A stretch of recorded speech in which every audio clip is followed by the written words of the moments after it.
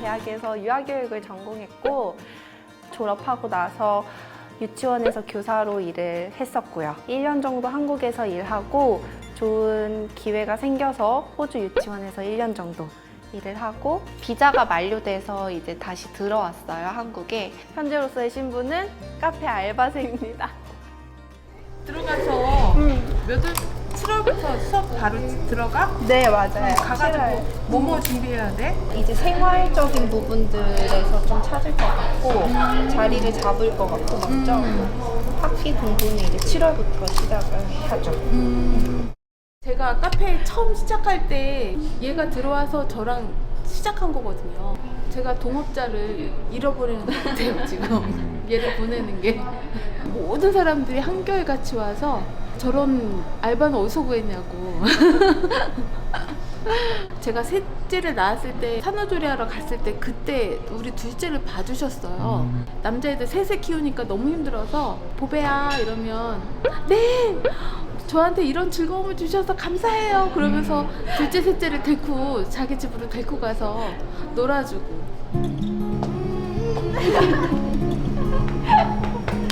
아이고 우리 보배. 너의 날개를 피려면 가야 돼. 잘하고 잘 돌아오겠습니다. 너가 호주에 가서 또 무슨 어떤 일이 펼쳐질지 하나님도 어떻게 밑바탕을 깔아놓고 너를 작업을 하실 건지 정말 궁금해. 꿈을 펼치.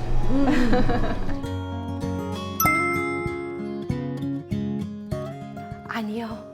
정말 아니었어요. 제가 고등학생 때 라오스로 학교에서 선교를 가는 기회가 있었어요. 그래서 그때 한 일주일에서 일주일 조금 넘게 선교를 갔다 왔는데 그때 제가 가장 기억에 남는 거는 그 아이들의 그 맑은 눈망 이거 울면 안 되죠.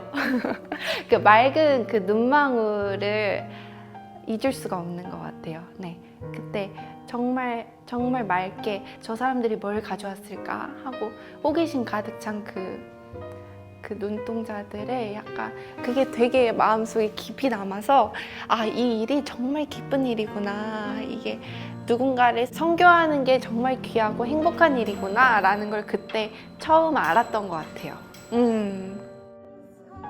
경험이 너무 강렬해서 대학 공부를 하는 동안도 계속 마음에 품고 있었던 것 같아요. 그래서 졸업을 하고 이제 여러 나라, 인도네시아, 싱가폴, 그리고 베트남 쪽에 있는 유치원에다가 원서를 넣었어요.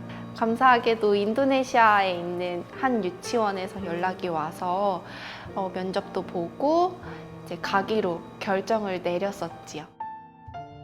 여러 가지 과정들이 너무 순탄하게 진행이 되는 거예요. 그래서 이게 정말 하나님이 나에게 계획하신 일이구나, 이렇게 예비하시고 길을 열어주시는구나 라고 생각을 했었어요. 막히기 전까지는.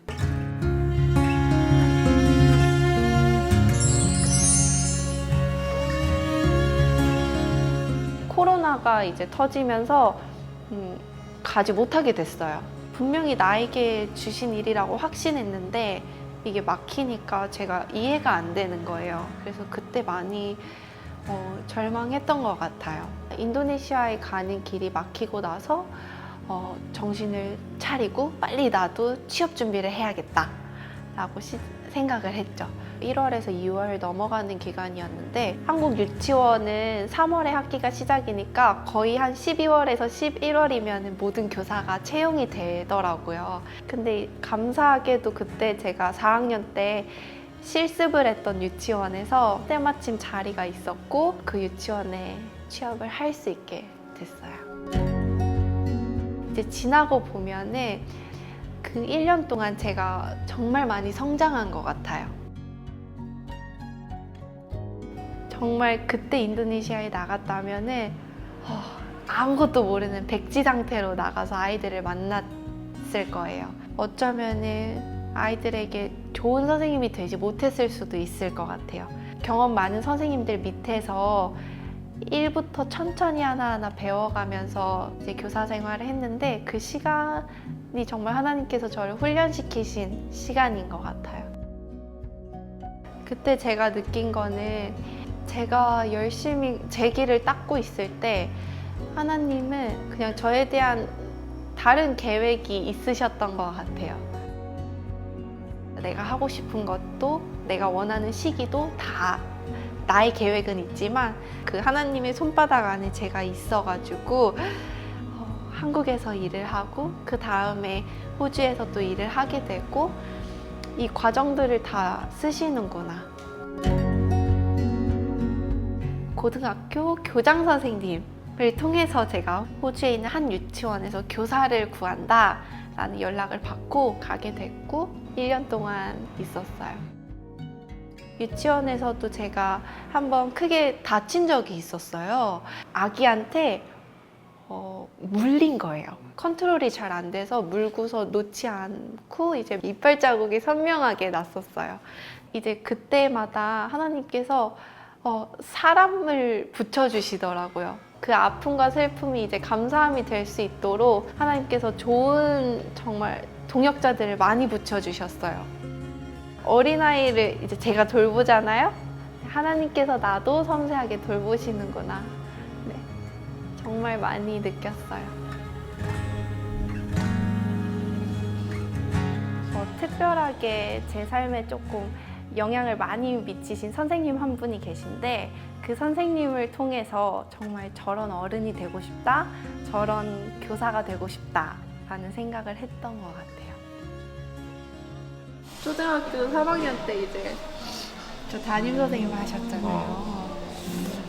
근데 너무 재밌는 사람이신 거예요. 내가 그렇게 무섭게 했는데 또.